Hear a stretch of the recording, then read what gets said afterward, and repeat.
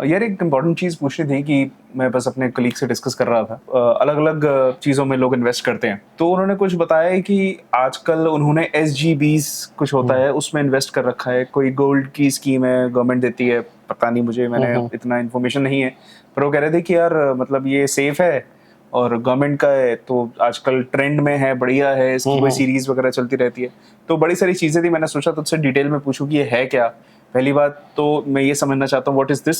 Secondly कि क्या इसमें इन्वेस्ट करना भी चाहिए, और बड़े सारे ऑप्शंस होते हैं गोल्ड में इन्वेस्ट करने के, तो क्या ज्यादा बेटर है। तो सबसे पहले जैसे तूने कहा SGBs क्या होता है, तो सोवरेन गोल्ड बॉन्ड्स। सबसे पहले हम ये जानते हैं कि सोवरेन गोल्ड बॉन्ड्स यानी कि SGBs होते क्या है। ठीक है। SGBs जो होती है ये RBI इशू करता है on behalf of government. Okay, right. तो हम ये कह सकते हैं एक सेफ्टी और एक बैकअप अगर मान के चले तो ठीक है, हम इसको गो हेड कर सकते हैं। अच्छा। अब जैसे कि आपने कहा कि और टाइप्स क्या हो सकते हैं, गोल्ड इन्वेस्टमेंट्स के मल्टीपल टाइप्स हैं, लाइक डिजिटल गोल्ड जो कि हम काफी प्लेटफॉर्म्स में देखते हैं आजकल। Okay. Gold ETFs, okay, part of mutual funds, और गोल्ड इंडेक्स फंड्स आने लग गए हैं, गोल्ड फंड्स जिसको हम बोलते हैं, और SGBs एक टाइप है, और एक फिजिकल गोल्ड जो कि सबसे फेमस है। ठीक है, ये 5 तरीके हैं गोल्ड में पैसे को इन्वेस्ट करने के लिए। बट अब क्वेश्चन आता है कि जैसे आपने कहा SGBs में इन्वेस्ट कर रहे हैं, हाँ, ट्रेंड में चल रहा है। हाँ, अब इन्वेस्टमेंट पॉइंट ऑफ व्यू से सबसे पहले हमें ये देखना है कि SGBs versus the other investments में डिफरेंस भी क्या है। अगर आप SGBs ऑप्ट करें तो आप जो बाकी ऑप्शंस उनको निगलेक्ट क्यों कर रहे हो, क्योंकि जो चारों पैटर्न है, like pattern in the sense जो चारों और अदर इन्वेस्टमेंट्स है गोल्ड में, उनमें कहीं ना कहीं कॉस्टिंग कंपेयर टू SGBs ज्यादा है। कॉस्टिंग माने कॉस्टिंग जैसे कि फिजिकल गोल्ड सबसे पहले जो सबसे फेमस है, आप कभी भी फिजिकल गोल्ड बाय करते हो, मेकिंग 24 कैरेट प्योरिटी तो होती नहीं है। हाँ, उसमें बनता भी नहीं है, लोग कहते हैं हमें 22 में बनवाओ या ऐसे कुछ। हाँ, ठीक है, प्लस जब भी आपके पास पड़ा होगा आप लॉकर में रखोगे, और उसके लिए हर साल एक फीस जाती है आपकी, लॉकर चार्जेस। बिल्कुल जाती तो है। मतलब आपको गोल्ड को रखने के लिए भी पैसा देना पड़ रहा है। हाँ, बट जिनको शौक है अगर पहनना है तो उनको तो फिजिकल गोल्ड लेना पड़ेगा, वो लेना पड़ेगा। बट यहाँ पे हम एक इन्वेस्टमेंट पॉइंट को लिंक कर रहे हैं। अब आता है आपके पास डिजिटल गोल्ड, सेम वे छोटी छोटी फ्रीक्वेंसी, मतलब आप अमाउंट में हर महीने या एक छोटी फ्रीक्वेंसीज में गोल्ड को एक एक्यूमुलेट कर सकते हैं, और एक सर्टेन यूनिट्स के बाद वो अगेन फिजिकल गोल्ड में आप उसको कन्वर्ट कर सकते हो। काफी बड़े बड़े प्लेटफॉर्म्स पे डिजिटल गोल्ड काफी ज्यादा जाता है। अगेन अब इसमें प्रॉब्लम क्या होती है, जो बाइंग एंड सेलिंग होती है वो डिस्काउंटेड रेट पे होती है पहले से ही। अच्छा। तो वो काइंड ऑफ अ कॉस्ट ही है आपकी, तो हमें एग्जैक्ट मार्केट रेट से थोड़े कम मिलता है, एंड वो 2 या 3% आप मान लो कम रहता है। अच्छा। ठीक है, तो वो डिस्काउंटेड है, और वहीं से आपको फिर जब सेल करोगे वो भी डिस्काउंटेड पे, तो 2 बार का हमारा घाटा है, खर्चा है। एग्जैक्टली। फिर आते हैं gold ETF and gold mutual funds जो क्लोजली रिलेटेबल है इसके साथ। अगर मैं कहूँ तो एज अ कॉम्पिटिटर वो ज्यादा स्ट्रॉन्ग SGB के साथ। हाँ, वाई गोल्ड ETFs कॉस्टिंग बहुत कम है। ओके। आजकल अगर आप गोल्ड ETFs देखोगे तो एक्सपेंस रेशियो जो भी एक फंड को मैनेज करने की कॉस्ट होती है वो काफी कम है। ओके।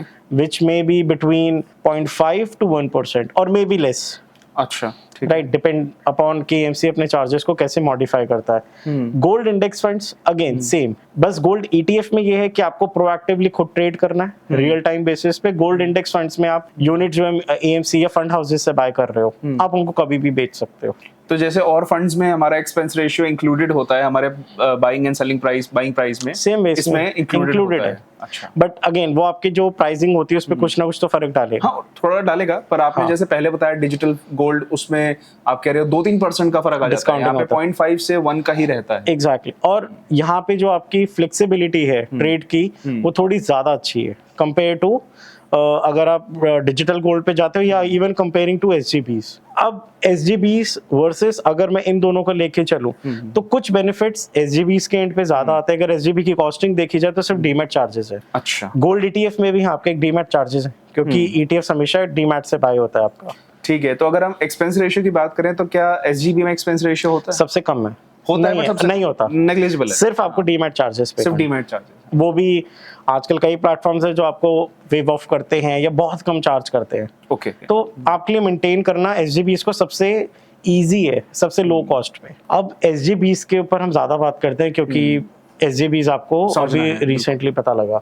सबसे बड़ा एडवांटेज SGBs को बाय करने का एक तो उसकी कॉस्टिंग है, सेकंड है कि जहां मैं इसको फिजिकल गोल्ड से थोड़ा लिंक ज्यादा करूंगा। जहां हम फिजिकल गोल्ड को बाय करने के लिए मैं तो कहूँगा एक ट्रैवल कॉस्ट भी देते हैं, किसी दुकान पे हम जाते हैं, ये पसंद नहीं आता, फिर उसमें जाते हैं, हर चीज की कॉस्टिंग है, फिर हम उसको वहां से बाय करते हैं, उस पे चार्जेस पे करते हैं, जीएसटी पे करते हैं, मल्टीपल थिंग्स, फिर उसको जाके एट द एंड लॉकर में रखाते हैं। वेरेज एसजीबीज में सब तो नहीं है। आप गए, आपने सिर्फ ऑनलाइन अपने डीमैट में जाके परचेसिंग करनी है, तो एग्जैक्ट मार्केट रेट पे ही मिलता है। हाँ जी। अब उसमें एडवांटेज क्या होता है, market rate in the sense जैसे जो भी इशूअर है उसका, उसने कहा कि मैं 6000 पर ग्राम दे रहा हूँ, तो वो एक विंडो होती है, इतने दिन से इतने दिन तक में आपको बाय करना है उसी प्राइस पे। अब वो लिमिट मिनिमम भी होती है, मैक्सिमम होती है, वो इशूअर टू इशूअर डिपेंड होगा। अच्छा, वो हम बाइंग पे आगे नहीं जा रहे। अब उसमें एक एडवांटेज और भी रहता है एसजीबीज में, इफ यू बाय ऑनलाइन आपको 50 रुपीज का डिस्काउंट भी मिलता है पर ग्राम। तो जिसका मतलब है अगर कोई चीज 5000 रुपए की मिल रही थी और 50 का डिस्काउंट है, तो मे बी 0.01 के आसपास का आपको मतलब एक डिस्काउंट वैसे मिल गया, जो कि आपका रिटर्न ही माना जाएगा। प्लस जहां फिजिकल गोल्ड को मेंटेन करने के लिए हर साल पैसे दे रहे हो, यहाँ पे आपको हर साल 2.5% मिलता है। कौन देता है आपको? जो गवर्नमेंट है वो आपको 2.5% आपको देती है हर साल। क्यों?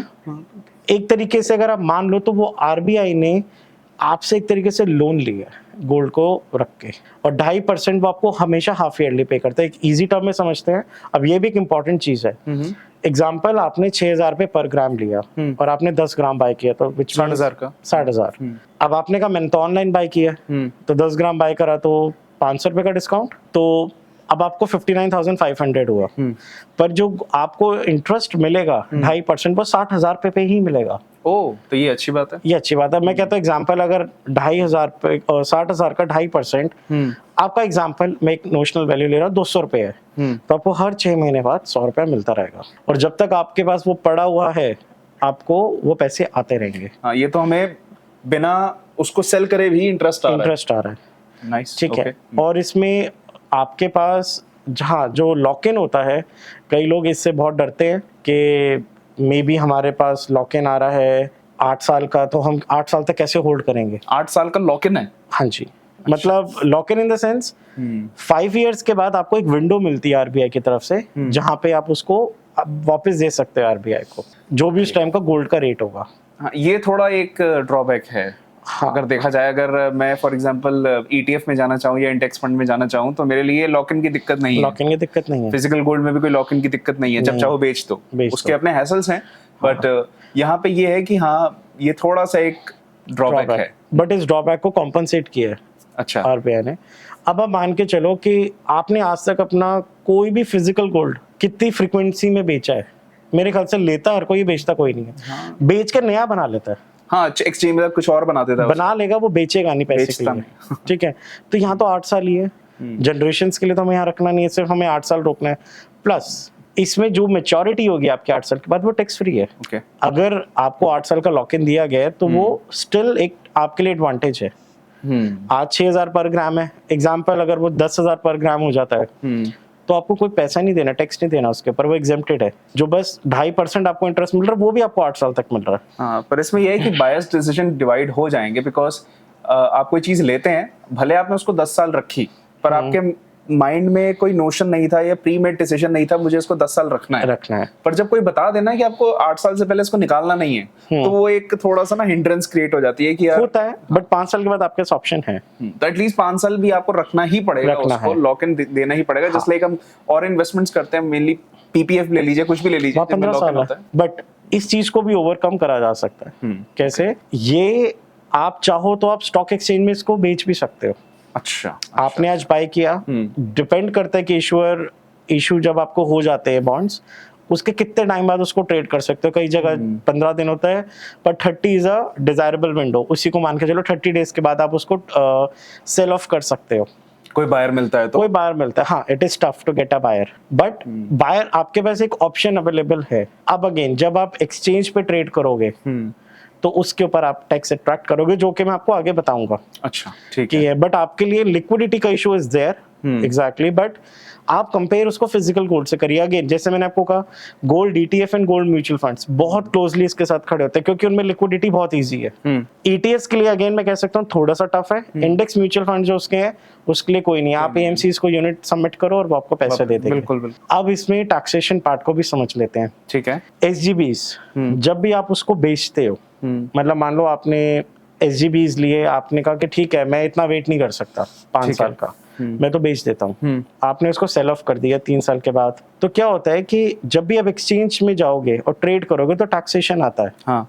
अगर आप STCG करते हैं यानी कि शॉर्ट टर्म कैपिटल गेन, उस पे आपको जो भी प्रॉफिट हुआ है, लेट्स से 6000 पर ग्राम था, 6500 पर ग्राम हो गया, 500 रुपए का। ठीक है। हाँ, तो आपको उसके ऊपर वो आपकी इनकम में ऐड हो गया, वो कैपिटल गेन। हाँ। अब वो आपको उसके हिसाब से अपनी इनकम स्लैब के हिसाब से टैक्स करना है। अगर आप 30 में हो तो 500 का 30% आपको देना है। और अगर आपने मान लीजिए उसको लॉन्ग टर्म बाद सेल ऑफ किया, मे बी आपने कहा कि चलो मैं 5 साल बाद में 6 साल बाद मैं एक्सचेंज में ही उसको सेल ऑफ करता हूँ, आपको तब रिक्वायरमेंट आई पैसे की, तो लॉन्ग टर्म कैपिटल गेन आपको कहता है 20% विद इंडेक्सेशन या 10% विदाउट इंडेक्सेशन, जो भी आपको बेटर लगे।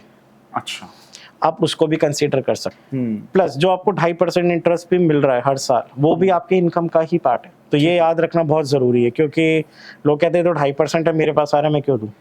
ठीक है। और जैसे अगर हम देखें आजकल, मतलब आप मान लो पिछले 10 साल या 15 साल, चलो इसके लॉक इन 8 साल है ना, 8 साल का ट्रेंड देखें तो गोल्ड में कितना % इंटरेस्ट देखने को मिला, इंक्रीमेंट देखने को मिला है लगभग एवरेज? अगेन इसी चीज के ऊपर मैं अगले पॉइंट पे आता कि गोल्ड अगर 2013 से हम कंपेयर करें, मे बी शायद 25-26 हजार था 10 ग्राम, आज शायद 60,000 है। तो ग्रोथ बहुत तेज हुआ है इस टाइम में। बट अगेन जब हम SGBs के एक नेगेटिव पॉइंट्स की बात करते हैं तो ये एक बहुत कंसीडरेबल थिंग है। जैसे अब आपका नेक्स्ट क्वेश्चन ये होगा कि ठीक है इतना सब जानने के बाद क्या मैं ये अपने पोर्टफोलियो में इंक्लूड करूं? हाँ, इसीलिए मैं जानना चाह रहा हूँ। बिल्कुल। ठीक है। हाँ, अब कई लोग कहते हैं कि हम गोल्ड को रखना चाहते हैं। Yes, it is wisely said, आप कुछ सेफ इंस्ट्रूमेंट्स भी रखें ताकि अपने पोर्टफोलियो को बचा सकें। बट अगेन बात आती है कि आपका पोर्टफोलियो 100 रुपए का है, उसमें आप 5% गोल्ड रख के बैठे हो, 60% इक्विटी है, 20% डेट है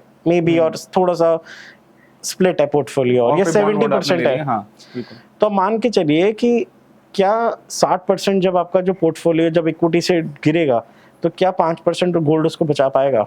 नहीं, वो थोड़ी सी स्टेबिलिटी देगा बस, हाँ। बट बहुत कम, वो नेग्लिजिबल है। तो मेरा ये मानना है कि हाँ, इंक्लूड करना चाहते हो, मतलब best replacement is a physical gold. अगर आपको फिजिकल गोल्ड बाय करके लॉकर में रखना है तो आप SGBs बाय कर सकते हो, जो मेरा व्यू है।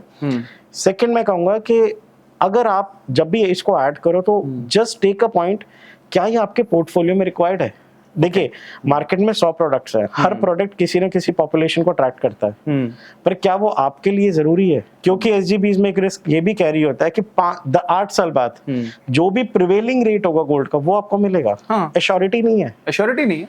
अगर वो नेगेटिव हुआ तो 8 साल बाद आपने लॉस ही बुक करा है। हाँ, अगर मान लो आज के डेट में 50 है और 8 साल बाद वो 55 हुआ तो 55 मिलेगा। एंड मेक श्योर 8 साल बाद आपका फोर्सफुल मैच्योरिटी है। अच्छा, गोल्ड इंडेक्स फंड्स और गोल्ड ETF में एटलीस्ट आपके पास टाइम होराइजन फिर बढ़ाने का है कि आप आपके ऊपर होल्ड कर रखो। हाँ, वहां आपके पास ऑप्शन नहीं है, देना ही पड़ेगा। तो आपने लॉस बुक करा तो वो लॉस ही है। और लास्ट क्वेश्चन मेरा ये, how to buy SGB? SGBs buy करने के लिए लाइक डिफरेंट इशूअर्स होते हैं, मे बी आप गूगल करोगे यू विल फाइंड, और कि ये इशूअर्स हैं। आपका डीमैट अकाउंट है, वो आपको एक फॉर्म देंगे, you have to fill it up. सबके अपने अपना वो होता है, they would do the KYC और डीमैट की डिटेल्स, एंड आप अपना लॉट भेजोगे, RTGS payment depending upon the amount, okay, और आप परचेज कर सकते हो। बट अगेन कैसे बाय करना है वो आप एक बार डिफरेंट इशूअर्स से देख के आप उनके प्रोसेस को जाने कि वो क्या क्या डॉक्यूमेंटेशन रिक्वायर्ड होता है। ठीक है, हर एक का अलग हो सकता है। ऑनलाइन बाय करने में यू गेट एन एडवांटेज, जैसे मैंने कहा कि 50 रुपीज पर ग्राम, तो आई वुड से कि आप वो बाय करें अगर करना चाहते हैं तो। ओके, एंड अगर हम बात करें बायबैक की या 8 साल बाद मैच्योरिटी की कि उसको देना ही देना है, तो we have to sell it to the same issuer या किसी वो RBI बाय करता है।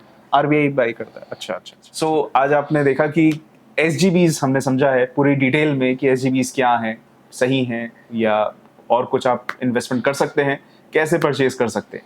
स्टिल अगर इतने डिस्कशन के बाद भी आपको कोई डाउट है, मोस्ट वेलकम, आप नीचे कमेंट में अपना डाउट पूछ सकते हैं और ऐसे ही डिफरेंट एंड इंटरेस्टिंग वीडियोस पूरी डिटेल के साथ आती रहेंगी। उसके लिए आपको इस चैनल को सब्सक्राइब करना पड़ेगा, और अगर आपको ये वीडियो अच्छी लगी हो तो आप लाइक कर दीजिएगा, एंड प्लीज़ अपने फ्रेंड्स एंड फैमिली के साथ भी शेयर करें, उनके पास भी इन्वेस्टमेंट नॉलेज पहुंचनी चाहिए।